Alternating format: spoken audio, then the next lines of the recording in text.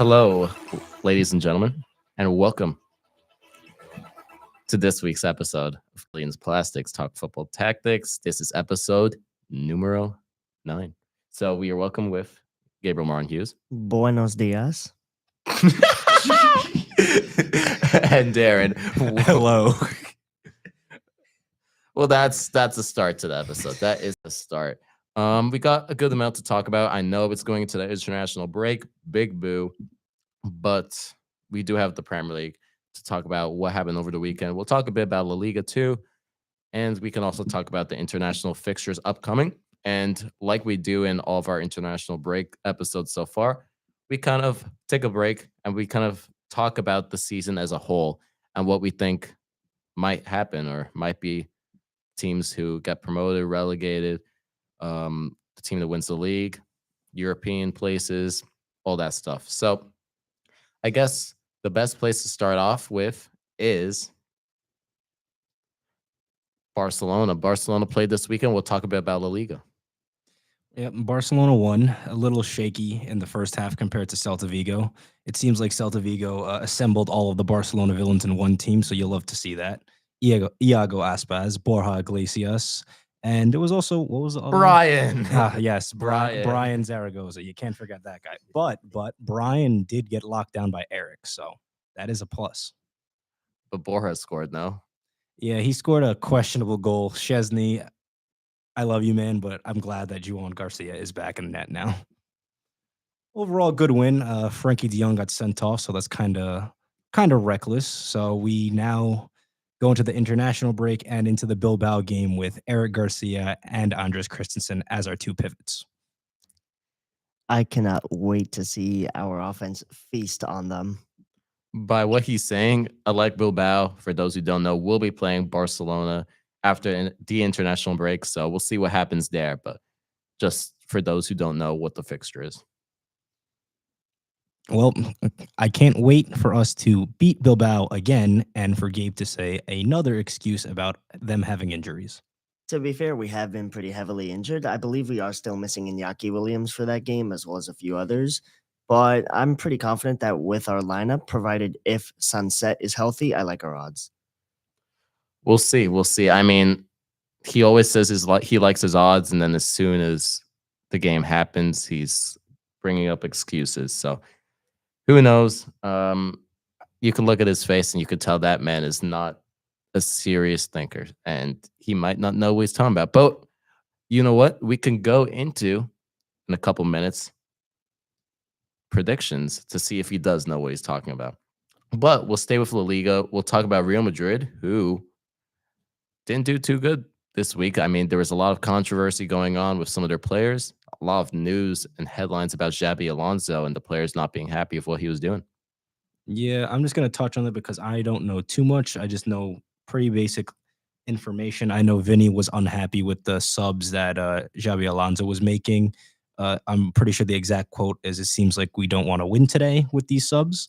And we also have some more pictures and quotes on the sideline with Arda Güler and Bellingham arguing with Alonso on the sideline. And overall, just outrage from Real Madrid fans because they're just not performing up to standard. And some fans even taking it out on Bellingham, saying the offense has not been as good since Bellingham has been reintroduced in that 10 position. And as a result, has forced Arda Güler out to the right wing. And it's just not looking too good so far for them. I mean, there isn't really too much to talk about. We knew that it was going to be a difficult transition when you go from a team like Leverkusen to having the exact player management to a team like Madrid where there's so much talent that you have to kind of struggle to fit players in. So there was always going to be a difficult transition. I do think that he needs to work on a lot because there's so much in Madrid that you have to kind of always focus about. And I do think that Madrid will find a way to kind of get out of that slump. The main thing is that the Vinny Jr. has just been causing a lot of media problems for Real Madrid. Yeah, I agree. I just think the only way out of this situation is probably them selling Vinny. Vinny is no longer expendable to Real Madrid, especially since the introduction of Mbappe in this team last year. Mbappe is currently playing out of position as a 9. We've all seen he's definitely better as a as a left wing, definitely better. And just if Vinny keeps causing these problems, I could see him either being forced out or him leaving on his own accord, and just Mbappe being shifted out to the left and Real Madrid getting that number 9 that they so desperately need. The thing is, as much as Vinny is being hated on, as much as everyone likes to say about Vinny, if you go throughout the whole of Europe, there's a very limited amount of players, very few that have more talent than Vinicius Jr. And that's why he's done so much for Madrid already, winning, I think, 2 Champions Leagues. He scored a goal in both those Champions League finals. I mean, that's a feat that very few players in history have done. So I don't know. I mean, Vinny's always had problems with things such as attitude, the way he's reacted to things on and off the field. So who really knows? But I think Madrid are going to have to look to find a solution here. And if it's getting rid of Vinny, I'd be very surprised, because with what he's done for Madrid already and how talented he is, I feel like they have a good enough manager, Xabi Alonso, to be able to figure out what the solution is there. Because it's not like Vinny and Mbappe both can't play good together. I mean, we've seen it in games this season, such as El Clasico against Barcelona. But they need to find a consistent solution for this, because I don't know, maybe the team's going to be focused as it is so far at the moment, more so on Mbappe because he's been on better form.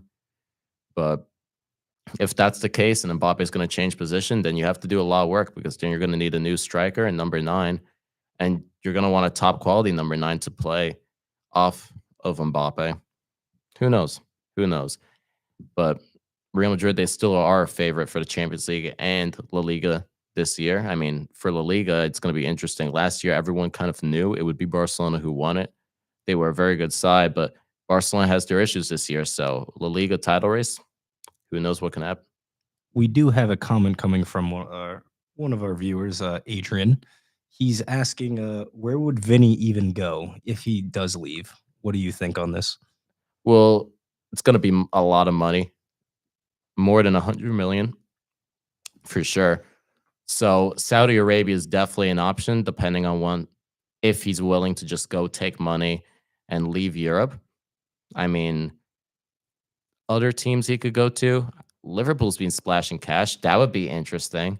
I mean, that would be for big teams in the world. I mean, PSG, to start off, there's limited teams in the world who could afford to sign Vinicius Jr. from Real Madrid. So you got a section. I'm going to group Saudi Arabia in as one section because they all have the money to do so.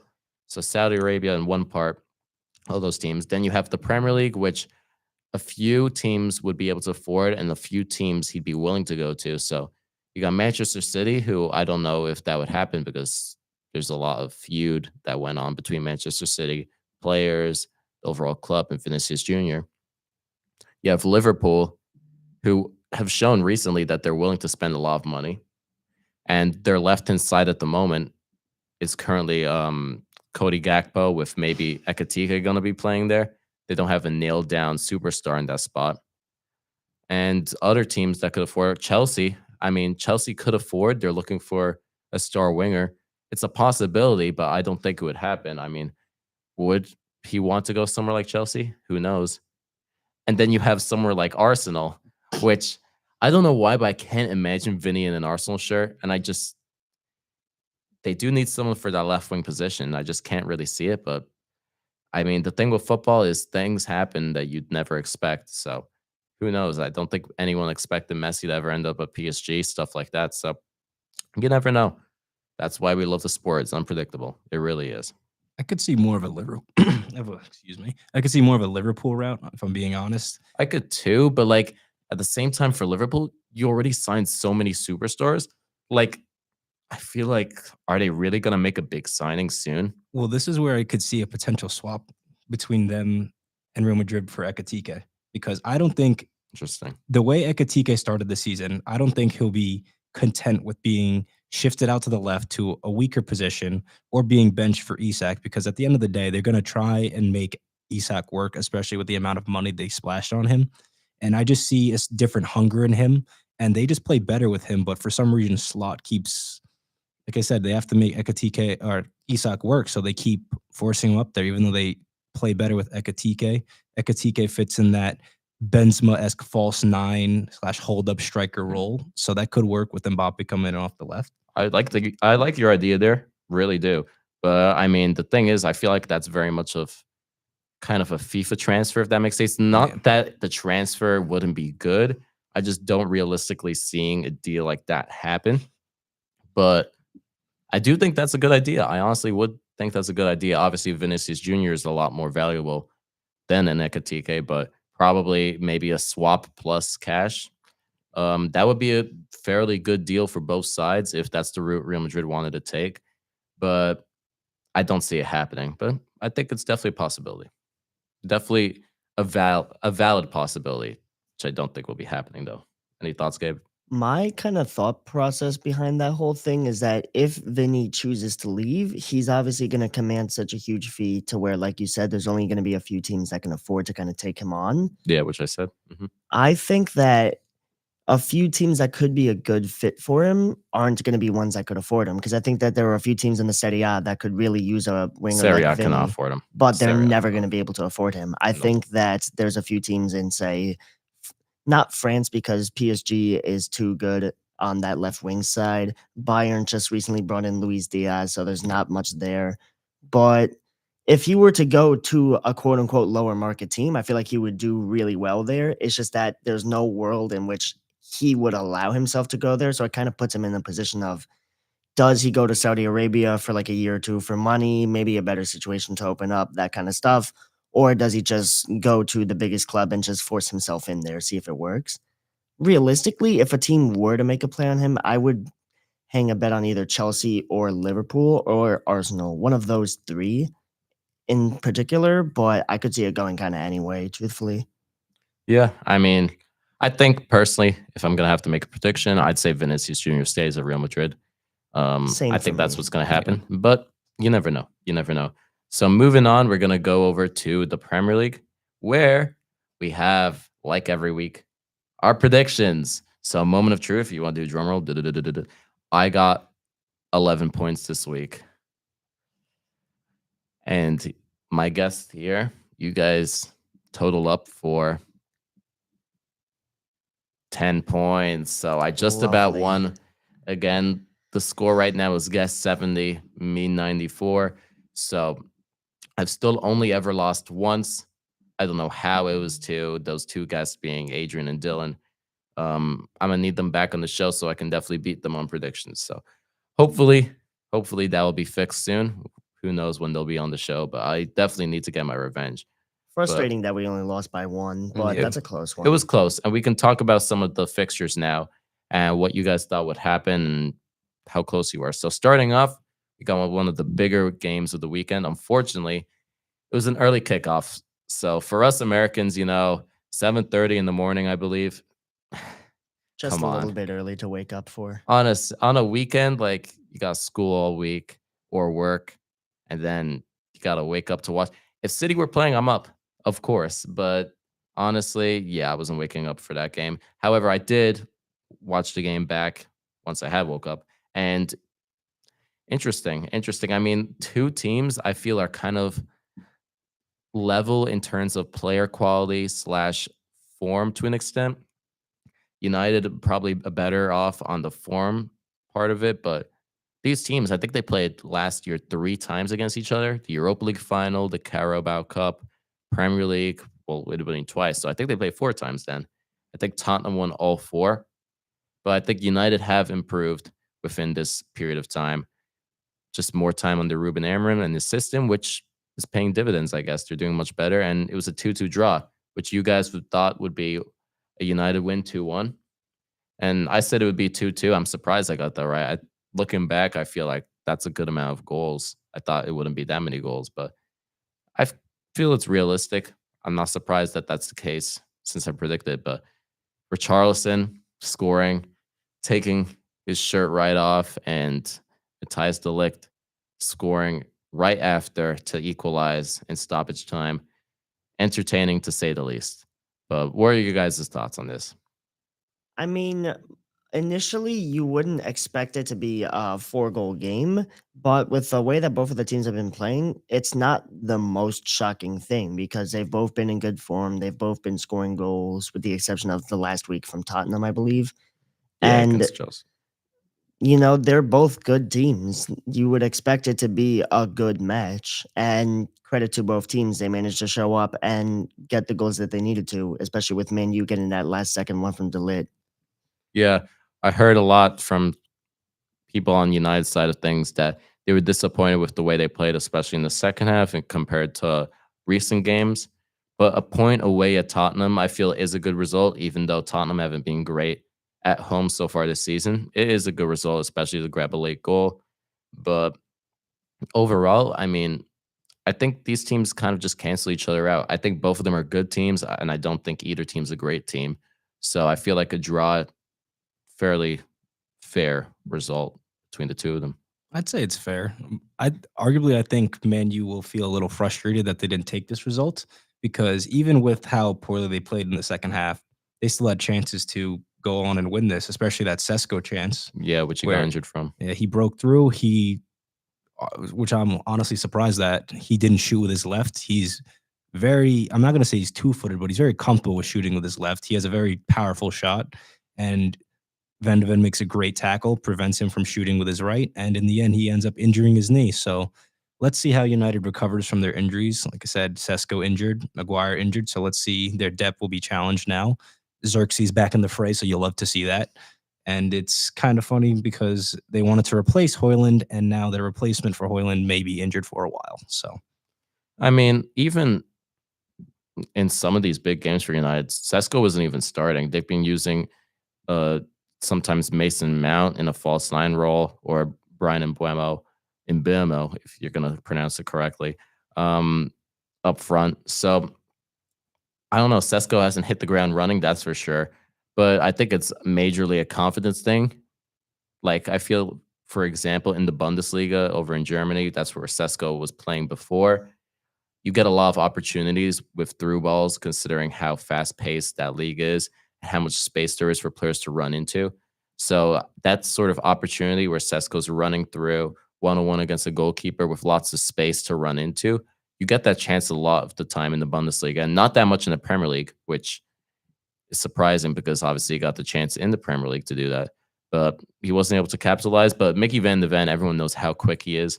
So it's not like he's running away from someone slow. He's running away from, I think, the guy with the highest top speed recorded in the Premier League, at least in recent times. So Van de Ven, he's been very good.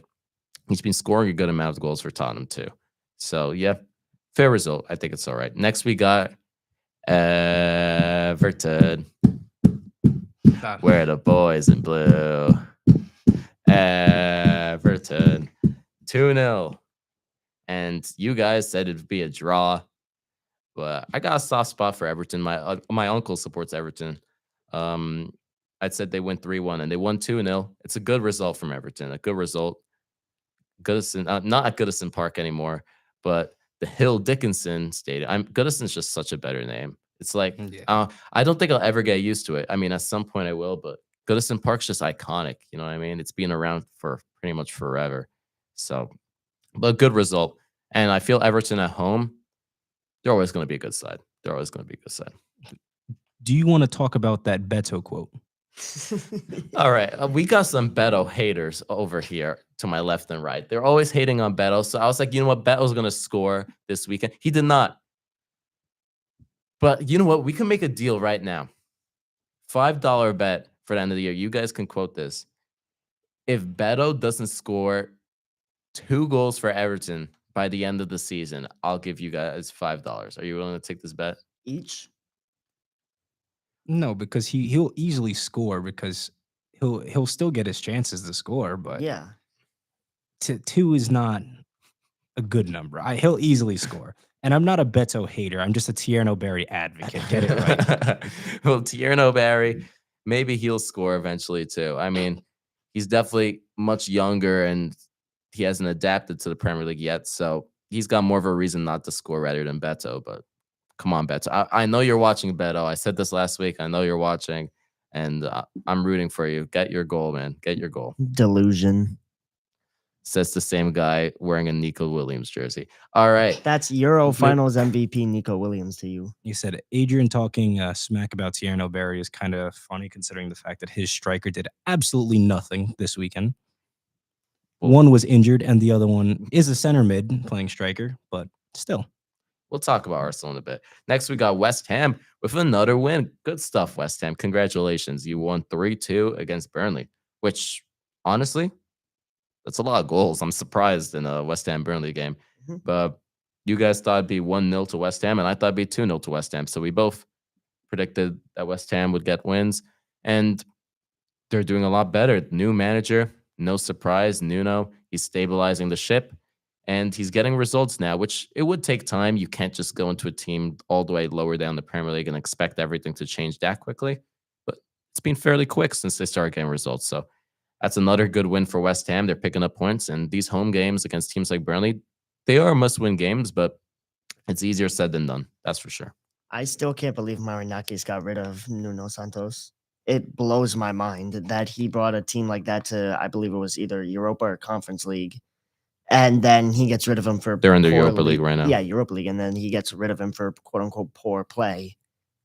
Well, he is a bit crazy and Greek. So, yeah. He's got a history of doing this in the past with tons of managers.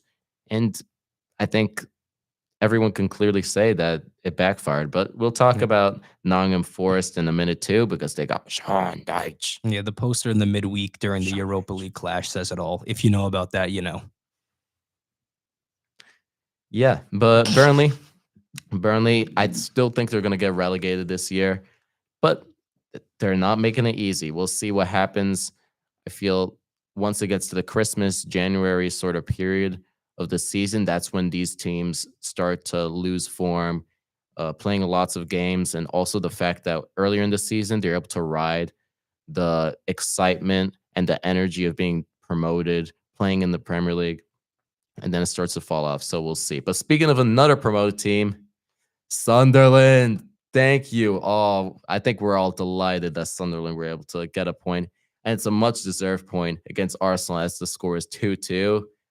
Barabi with an absolute brilliant finish right over Gabriel's head. It was amazing. I mean, don't you love to see Arsenal drop points? I know I do. And is Adrian saying something? Because I wouldn't be surprised if he was. Adrian said it was a lucky draw and a foul, which is just wasn't the case.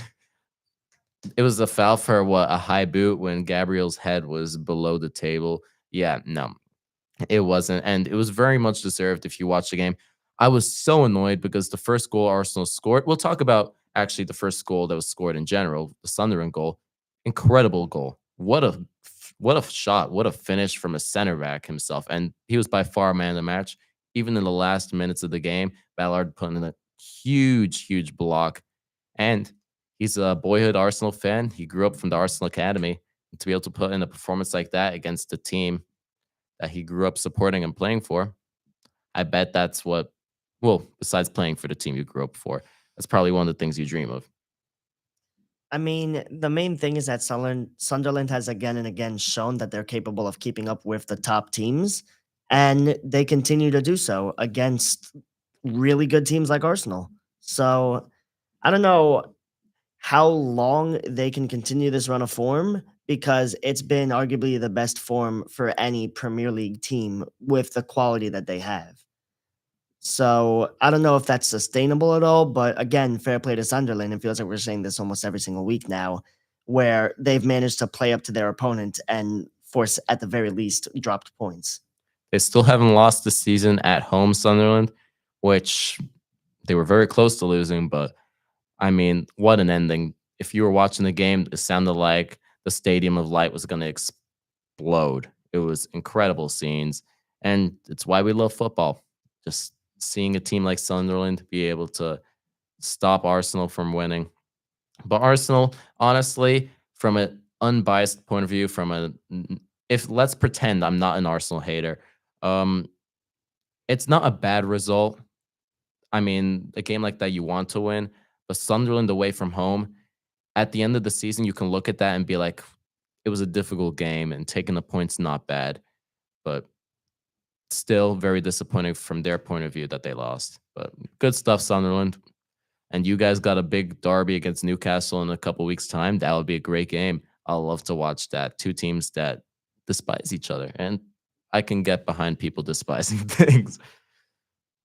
Next, we got Chelsea versus Wolves, who currently I despise Wolves because they made me lose in fantasy this week. Great, thank you, Wolves. But we both predicted Chelsea would win. Lost to Adrian, by the way. Yeah, he never wins too. That's the worst part. We both predicted that Chelsea would score 3 goals. You guys said that Wolves wouldn't score any. And I said they'd score 1. Turns out you guys were right because Chelsea won 3-0. Standard win, and Wolves. They got a new manager. They got is it Rob Edwards from Middlesbrough, who used to be the Loon Town manager. Interesting. Personally, I don't know if he made the right call. Middlesbrough are doing really good in the championship at the moment, and they look like they could get I can't speak, promoted to the Premier League because of the form they're on, and they're doing pretty good.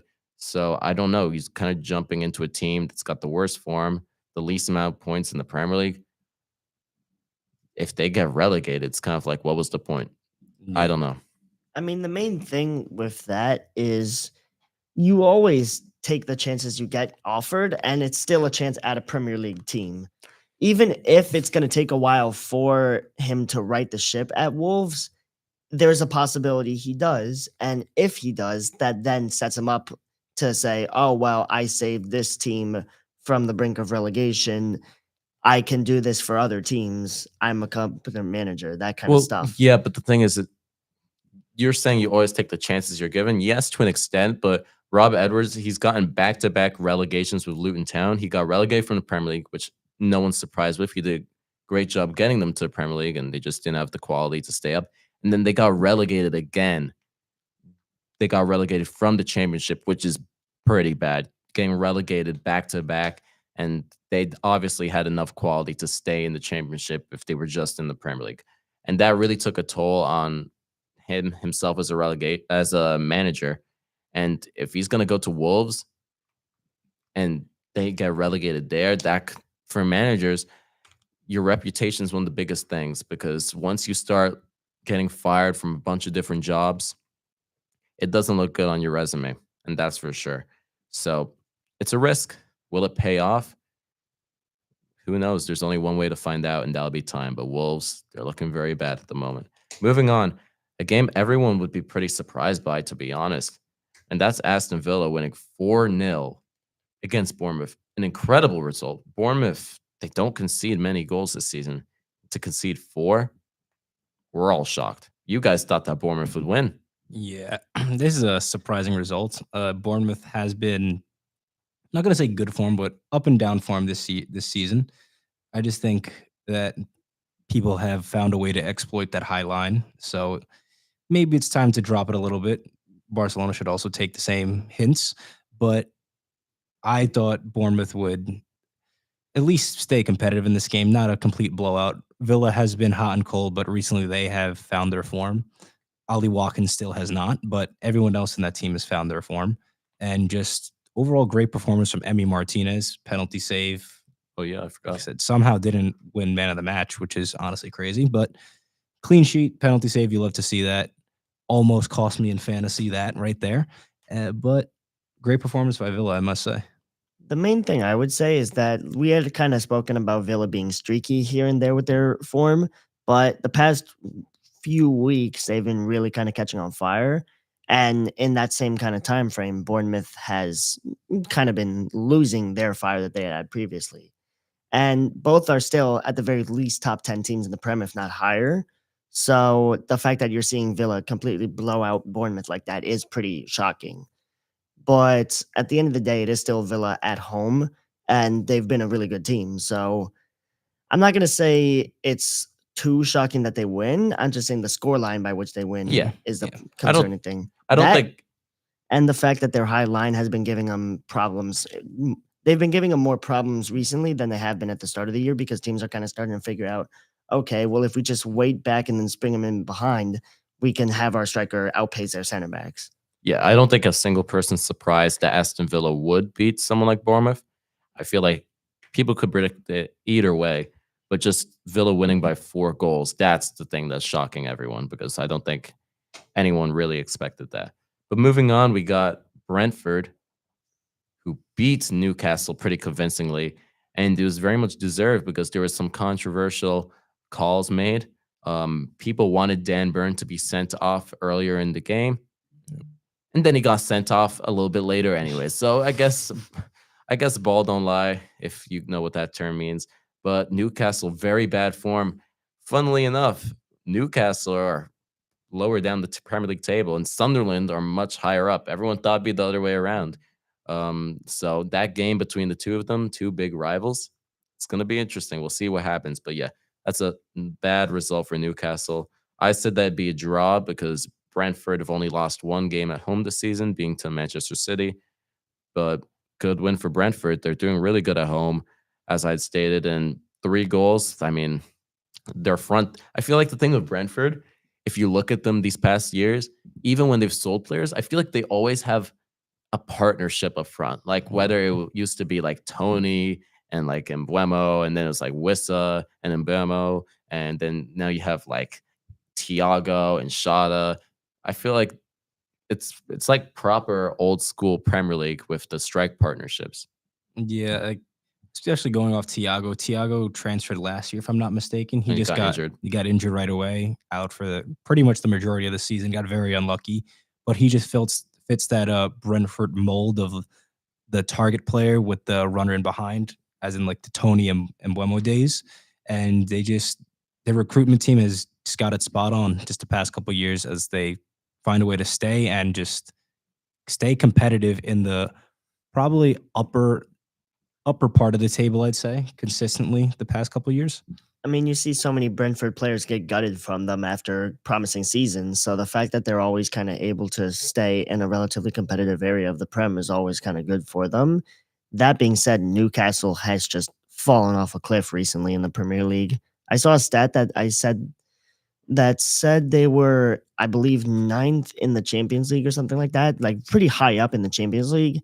And Yeah, then the they are. Premier League, they I are think they're doing in the terribly, I think they're currently in the top 8 places to get through to the next round automatically. which is still a good result for Newcastle. But at the same time, it falls into the Man United and the Tottenham Hotspurs of last year, where they spend all their time focusing on the European competitions and they place terrible in the league, which I don't know if Newcastle is going to be able to do so because there's other teams in the Champions League that are just quite frankly, better.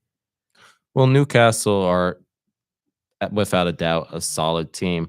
It's just when you're playing European football, many teams find this to be the case that it's just difficult because the last time Newcastle were in the Champions League, I think they didn't finish as high up in the Premier League. They don't have the squad depth to play in 2 competitions and to rotate. So they have to put out their stronger lineups in both, and the players get tired. So Newcastle, I think eventually they're going to pick up form in the Premier League and start doing better. But quality's there. They have a good manager, and I think it might just take a bit of time for their point of view. But yeah, I highly doubt that Newcastle will be staying low down the Premier League table for long. No, definitely not. Just want to comment on just Adrian's goat Shada. He wants us to mention him. Obviously, great player on great form recently, He's been phenomenal for Brentford. and he probably wishes Arsenal has him, considering they have Martinelli on the wing. So Well, actually, no. I mean, Martinelli didn't play, but Trossard did on the wing, and he scored an incredible goal.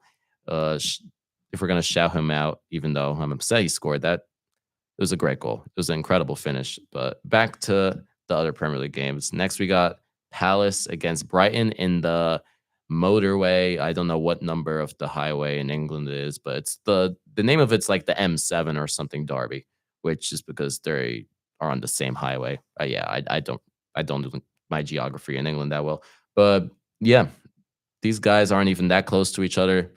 Um, but they hate each other. So yeah, 0-0.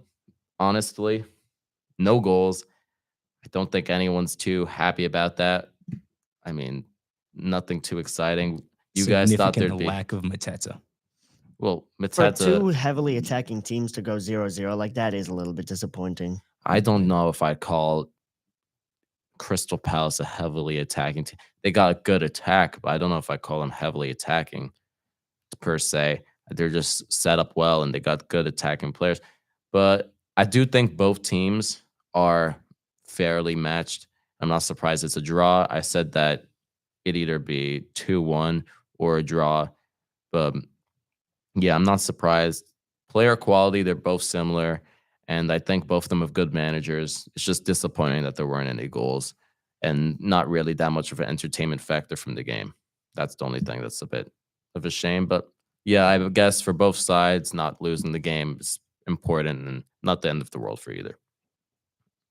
If we're going to go on to the next game, we got Nottingham Forest, who we were talking about. Nuno should have stayed at Forest, but Sean Dyche, it's another win. They won 3-1 at home to Leeds, a very important game to win. You guys thought they'd win 2-1. I said they'd win 1-0. But yeah, no, Nottingham Forest is picking up form.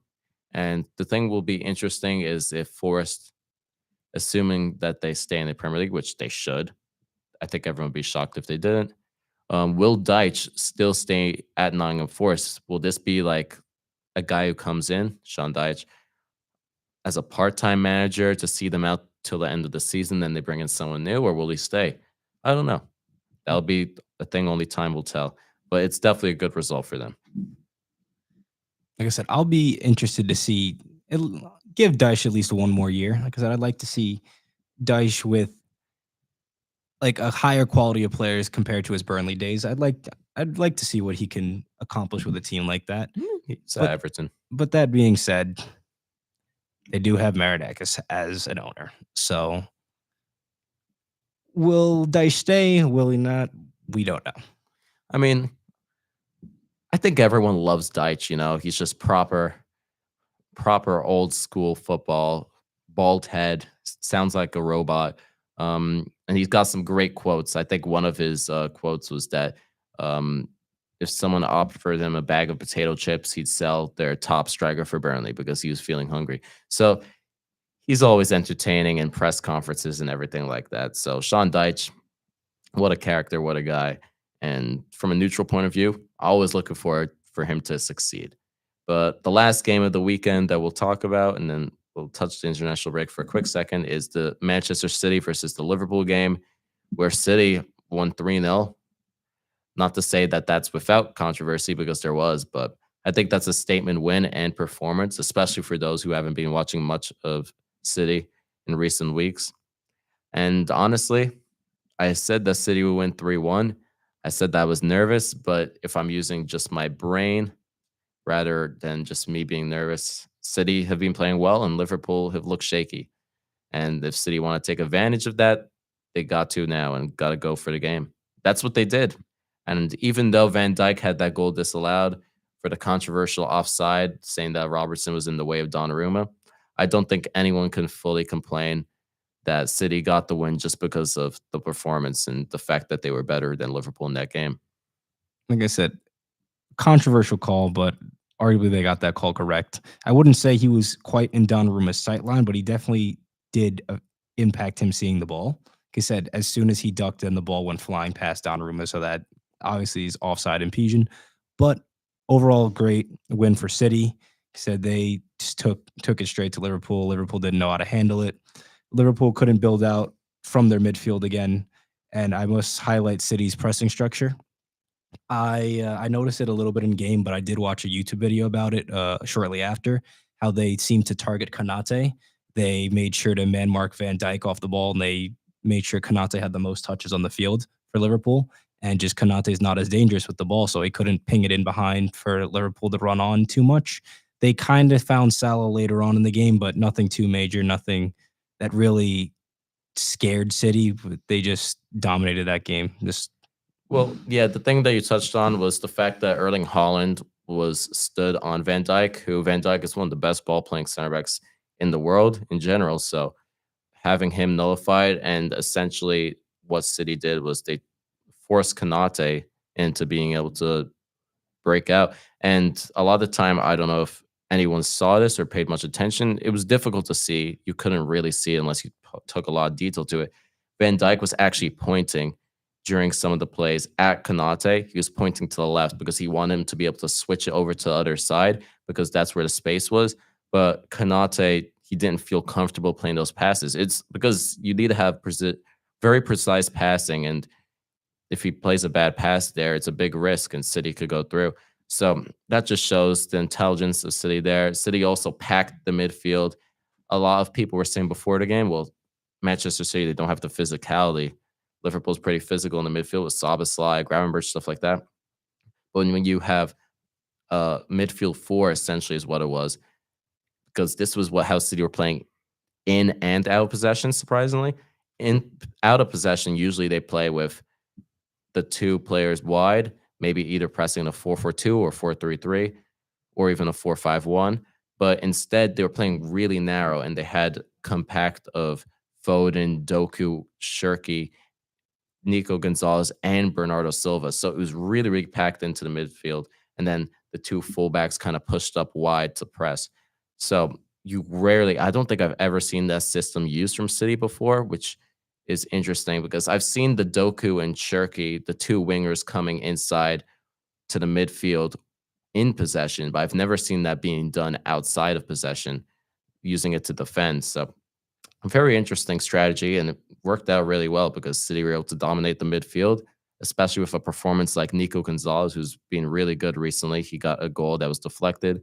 And Bernardo Silva really turning back time. That's like a vintage old Bernardo Silva against Liverpool game. I mean, if anyone hates Liverpool, it's Bernardo Silva based off the history he's had. And yeah, I'm overall just really, really happy with that performance. I mean, Doku, the fact that we haven't mentioned him yet, I mean, people are saying that's one of the best performances in recent Premier League history. That's what people are actually saying. And I mean, it really was that good. Connor Bradley, I didn't think he had a bad game, but Doku still destroyed him.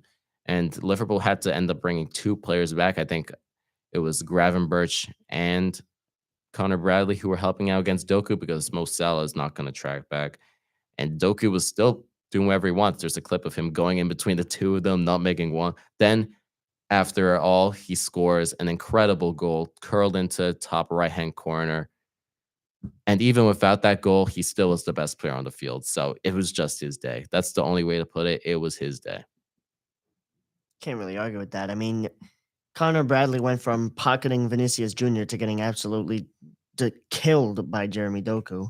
And that speaks to the quality that Doku is playing at right now. The main thing that people would always knock him on is his end product, where he would make every single perfect dribble, and then the pass would be a little too off, or the shot would be right at the goalie. And this year specifically, it feels like there's been a huge kind of shift in where he's making that final pass inch perfect. He's putting the ball in the corner. That goal against Liverpool was by far one of the best goals I've seen in quite a while. So the fact that he's been able to play it the way he's been at has therefore allowed guys like Haaland to get more goals, allowed Man City as a whole to be a little bit more open and more direct. It's just been working for them. And again, they look like they're one of the best sides in the world football right now. And I don't think there's a reason why City can't win the Premier League. But just a quick pause. Haaland scored again. I don't even need to talk about that. He's the best striker in the world. But message out there to you Arsenal fans. Win the Premier League. I mean, you guys have the best defense in the world. You guys have been the best team in the Premier League. You guys have been one of the best teams in the world. I don't think there's a single reason why Arsenal can't win the Premier League. And in reality, they should be lifting the trophy in a couple months' time. And if they don't, it'd be a surprise. No, it'd be if they don't win the Premier League, it'd be a surprise. So to Arsenal, to all Arsenal fans, go and win the Premier League. Show us how you guys can go and do it. Show how easy it is. And yeah, if you don't, that would be very surprising, a big shock, and very disappointing for you guys. But don't forget, there's a team in Manchester who will be on your tail the whole way. So yeah, go win the Premier League. You guys should do it. You guys are good enough to do it. Let's see it happen. Let's see it happen. I just think if Kai Havertz comes back into this team, they will run away with it. Kai Havertz. There you heard it, everyone. Superstar. Yeah, so that's it for the Premier League. International break currently, we got games such as Spain playing. We got Portugal against Ireland. Ireland will qualify for the World Cup after you see Ireland Nah. after you see Ireland absolutely smack Portugal and Ronaldo crying because Ireland put in the best performance of a lifetime against Portugal, and then Ireland also beating Hungary, then that means Ireland will be in the World Cup in America. So don't you love to see that happen? It will happen. And if it doesn't, I'll be very upset because it won't happen. Speaking of, I want to give a quick shout out to New York City Football Club player Kevin O'Toole for getting his first call up to the Irish national team, Yeah. and hopefully he performs well for him. I don't know if he'll get much minutes. I mean, probably be Manning on the left. But yeah, NYCFC, the playoffs going on in America currently. Well, they're taking a break, but the playoffs were going on. And NYCFC, they did get a win. We'll see how they do. So always rooting for a New York team there. Yeah, and then going on with the international break, I can't remember exactly who Spain is playing against because I haven't been able to keep up with all the news that's coming out of the camp with Lamine Yamal dropping out, with Nico Williams not being called up. A lot of interesting kind of personnel choices by De La Fuente, as well as a recent criticism of just Spanish media surrounding FC Barcelona as a whole. But even without a lot of their major stars, the Spanish national team is still a very good national team, and I'm pretty confident in whoever they play against. Yeah, I just have nothing to say to De La Fuente at the moment because he's talking about how Barcelona didn't notify him of Yamal's treatment. Yet at the same time, the Spanish national team didn't notify Barcelona that they were giving Yamal injections to play friendly games. And just it goes back that they're very reckless with Barcelona players, going back to Pedri's injury history, Olmo's injury history, and just Gavi's ACL injury. Like I said, obviously, an ACL tear is not something that you can predict, but just the way they handle it at the situation, they didn't really assess his knee, see if it was torn ACL. They didn't do the ACL test where you move the tibia back and forth to see if it's torn, and they forced him to play another 3 minutes, which further tore his meniscus and ACL. As you can see, he hasn't recovered from that since, and he's probably not going to be back until March. Well, I mean, the thing with that is this will be the last thing we say. I really don't understand from a Spanish manager point of view. I guess it depends on the national team, but from Spain, I think everyone knows Spain will qualify as the first place team to the World Cup in their group. I think that's going to be with or without Lamine Yamal. So I don't know why you'd further risk playing someone like Lamine Yamal if you're the Spanish manager, because if you keep playing him, he gets a bad enough injury, he could miss the World Cup. So I don't understand why you're going to do that. Obviously, he's still going to play for Barcelona when he comes back. But yeah, I don't know why you'd further risk it because you guys should be able to win your games. But yeah, that's it. The international break will be going on. We'll be back next week to predict the games for the Premier League to talk about more European football. But overall, thank you guys for watching. Hope you guys enjoyed the show. If you want to leave a comment saying your own predictions for what's going to happen in the Premier League, in the Champions League, even in anything, we can look at it, talk about it next week. But hope you guys enjoyed. Thank you for my guests for being on, and we'll see you guys real soon. Peace and thank you.